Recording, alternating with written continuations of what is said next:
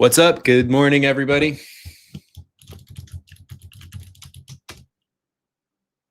Welcome in, Setha. Welcome in.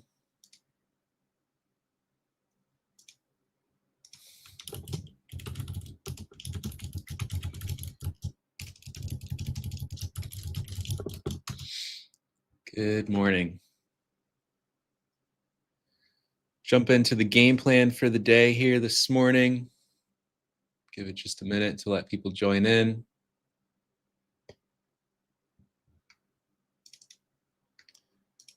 Go through some of the analysis, what I'm watching. Welcome in, Kazin. Welcome in, Daniel. Nice to see you guys. Interesting day yesterday, wasn't it?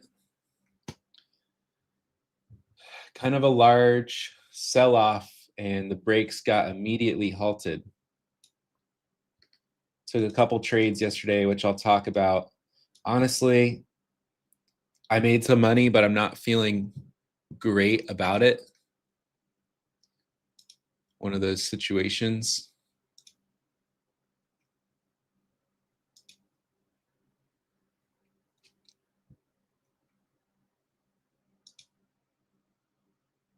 Yeah, I missed the move down as well.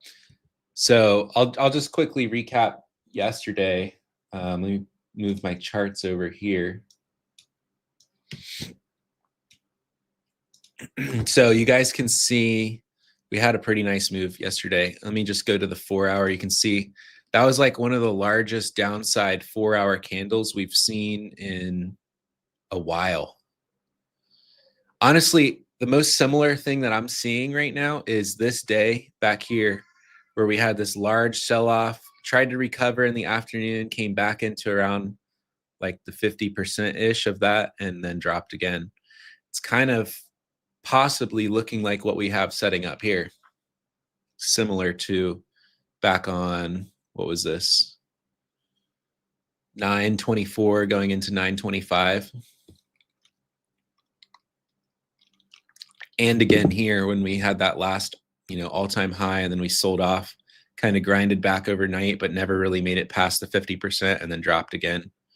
So I am kind of watching that.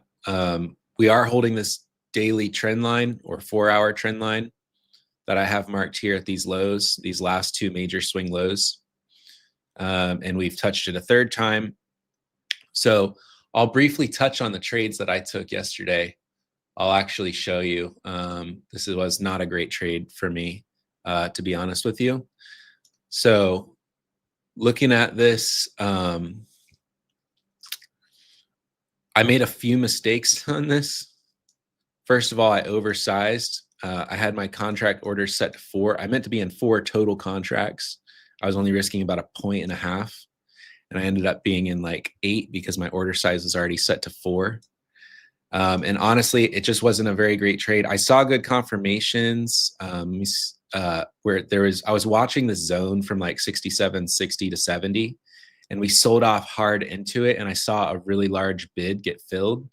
And basically, as soon as I saw that bid get filled, I jumped in long with it, and I was just targeting a retest of like 70 to 75, which, okay, it did technically work. So yeah, but it just wasn't a great trade. Like I was kind of going against the momentum that set up, trying to catch a bottom, even though it was in a zone, even though I saw one confirmation. I like to see 2 or 3 confirmations, and I don't like to catch, a drop like this unless I see multiple confirmations. And I really just saw one confirmation, and I just jumped in it.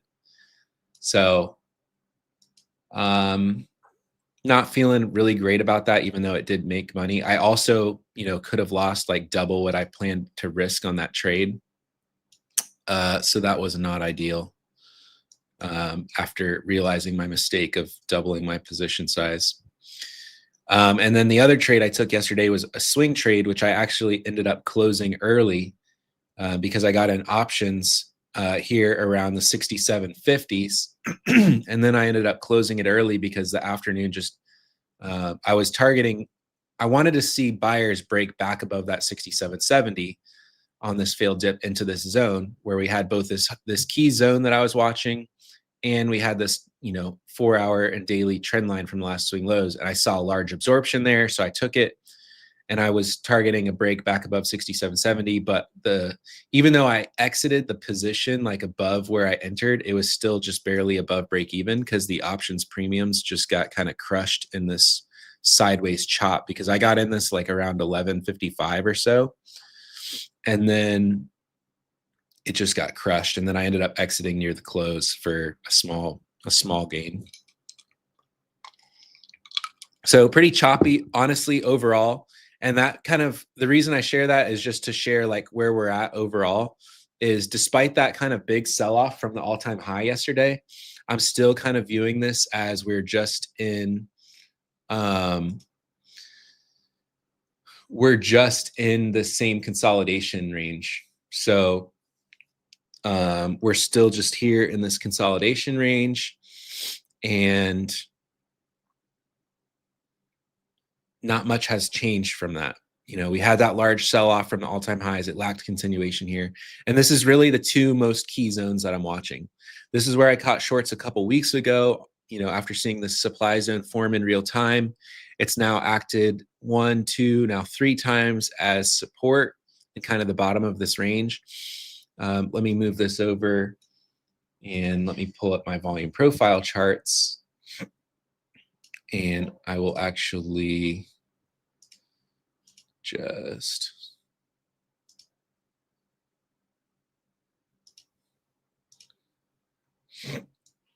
show you. Let me see. What's in queue? Take a snip so I can draw on it.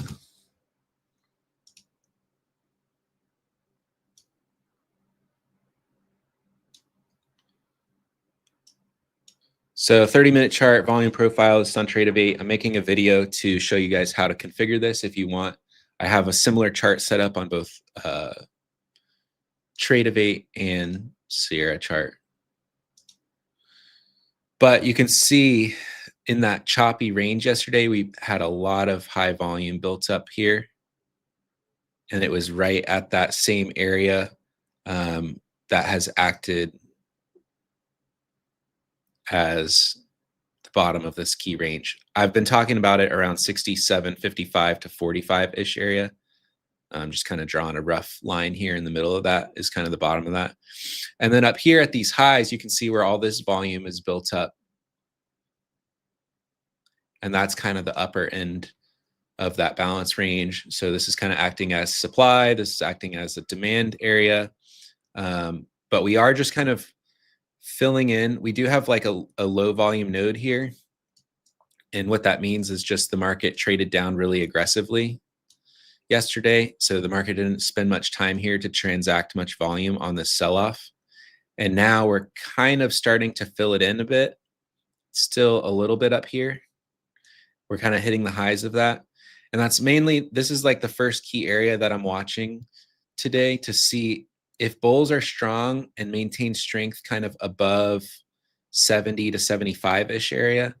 Then I'll be watching for kind of longs to retest this supply zone here from like 67.90 to 6800.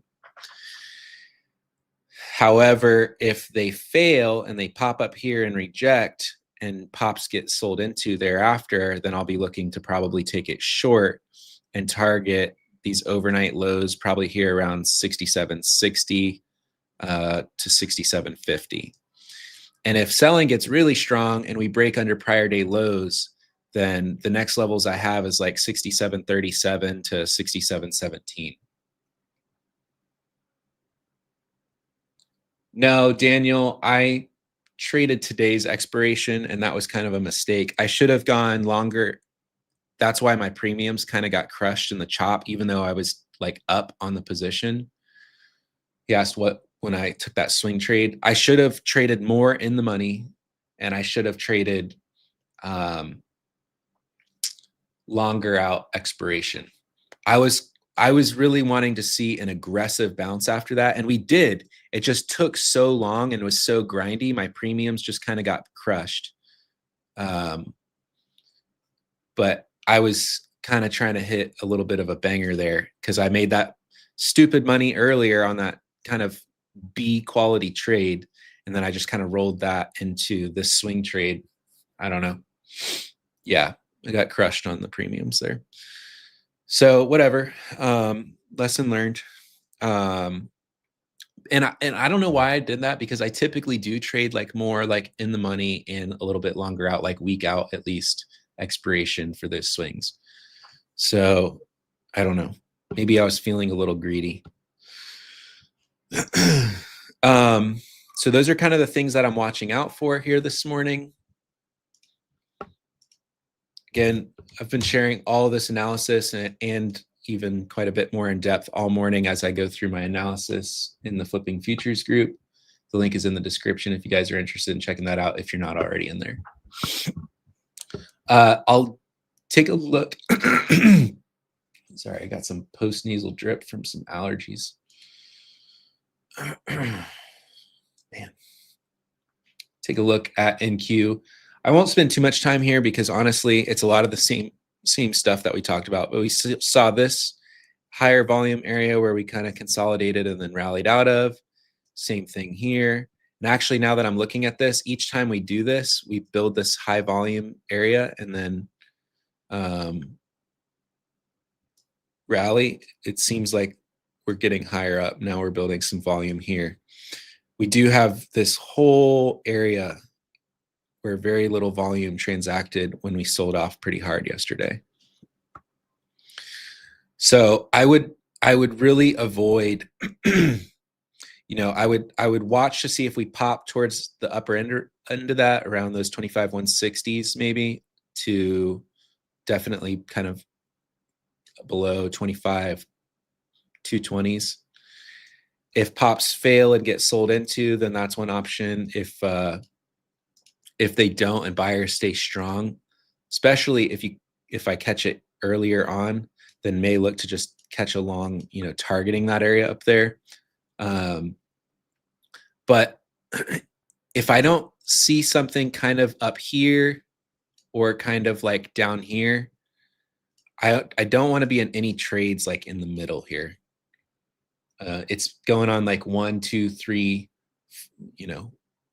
4 or 5 days in this range, and the government's shut down, so we're not having some more important news come out to kind of drive any impact. So the longer we have like a lack of new information coming out from the government shutdown, and we continue to spend more and more time near all-time highs in the same consolidation range, which again, we can just kind of see it more easily just looking at like a 4-hour candle chart. This is kind of this range up here, those highs, and then this zone down here at those lows. I want to be really careful anywhere like right in the middle of that.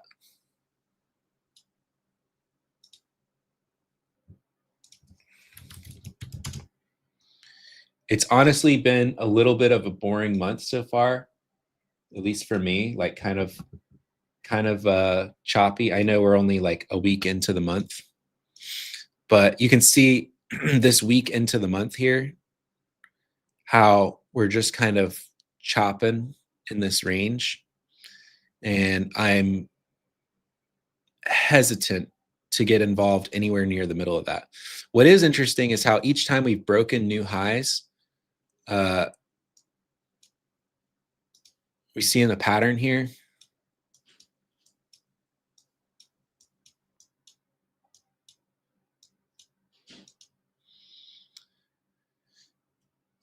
each time we've broken new highs around this like 6790 to 6800 area, rejecting more and more.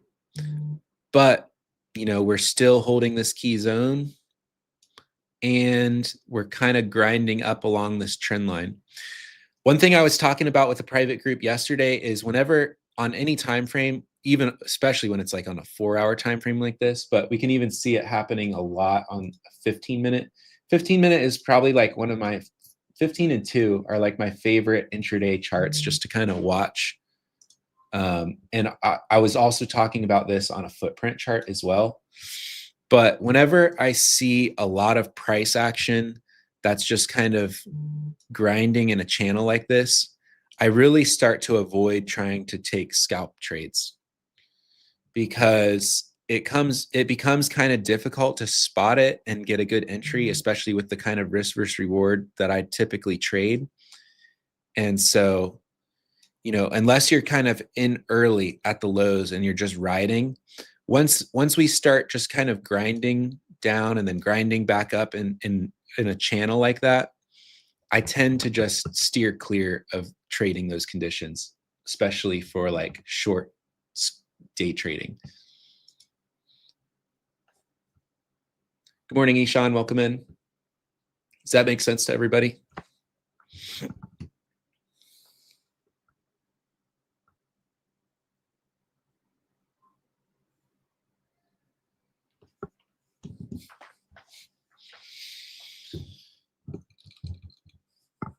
Cool. Anybody have any questions on the stream? Honestly, the last like couple weeks or maybe week or two, it has seemed really quiet in the trading space online. I think a lot of people are just kind of maybe a little exhausted of just the all-time high grind on, at least on the futures indexes, index futures. Maybe there's some more volatile plays going on in stocks, but I don't know. Is it just me, or has it seemed like the trading space online has kind of quieted down? People aren't so active the last week or two.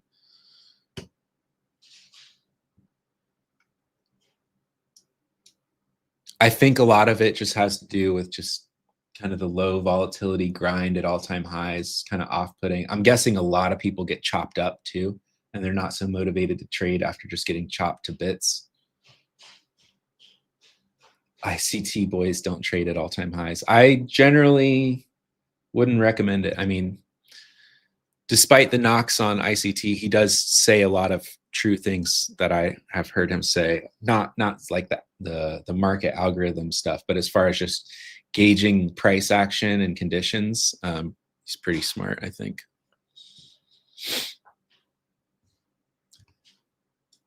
But yeah, look at this.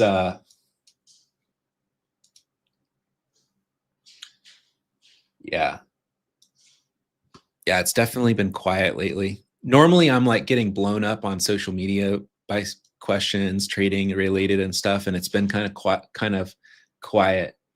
the last week or two. And I think a lot of people are getting hurt, just chopped up in these conditions. And I think a lot of people are just kind of exhausted of trading the all-time high grind. But this is kind of what I'm talking about right here. Actually, why do I keep doing this? It's so much better for me to just snip it instead of like trying to move my screens around, and then I can draw on it to kind of talk through it.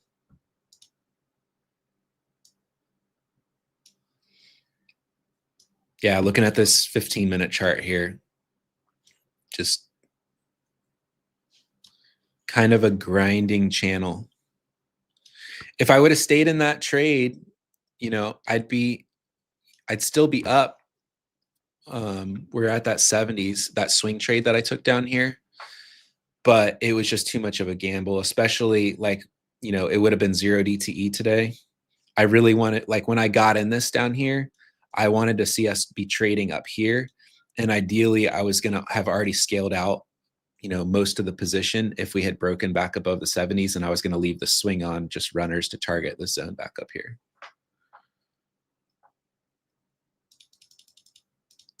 But yeah, we're grinding in this channel. I would watch out. This is kind of where you see on a candle chart, that low volume node-ish area that we saw in the volume profile. I would watch that on the open here, and around this 70 to 75 area.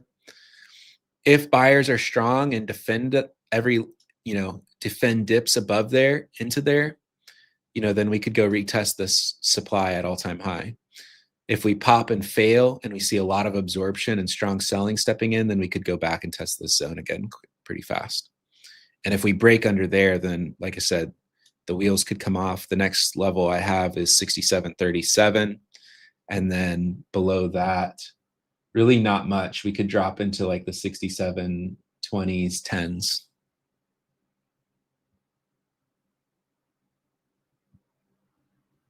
Yeah. So one of the things is like, if you don't identify these kind of grinding channel conditions early, it might be tempting to be like, oh, we're breaking out, let me get long, here, and then it grinds back against you, stops you out, and then you see it pop again, so you get long again, and then it grinds back against you and you stop out. And so if you're expecting, if you don't quickly identify it and you're expecting, nice volatile moves, and then it just kind of goes like this, it's just a recipe to just get, you buy, you sell, you buy, you sell, and you just get chopped up. So you gotta be very adaptable. We had a nice volatile drop, but then it just got crushed, and you gotta identify that. And even when we popped, like, there wasn't a lot of great opportunities. It just kind of grinded up in that channel, and then we've stayed that way, pretty much all night. So just watch out for that today. I'd be cautious of that. If we stay in kind of these grindy channel conditions inside the same multi-day consolidation range, I would be careful. Don't get yourself chopped up.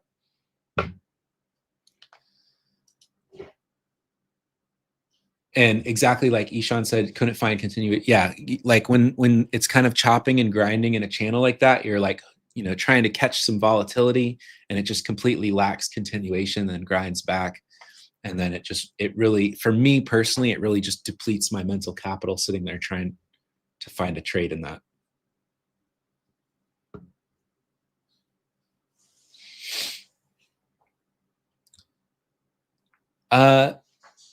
Who knows, Logan? We're gonna cautiously watch the conditions.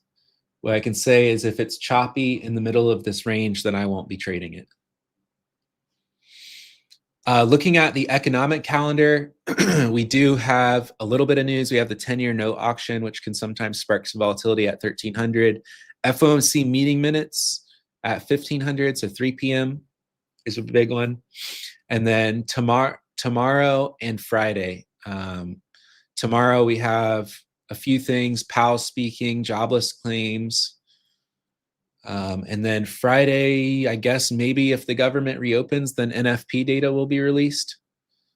I haven't been tracking too much, and I probably should see if there's more updates about the government shutdown stuff. But last time it shut down under the Trump presidency, it was quite extended. I think it was like a while, like the longest government shutdown in history, because both sides are so stubborn in politics.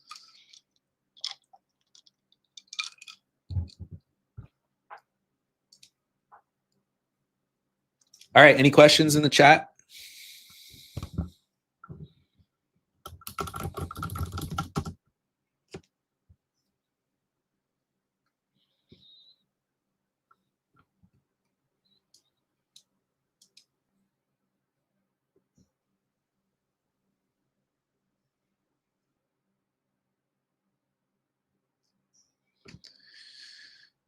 All right, guys.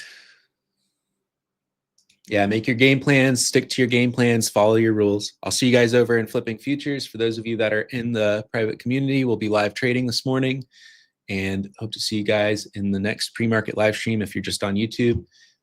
See you guys tomorrow. Peace.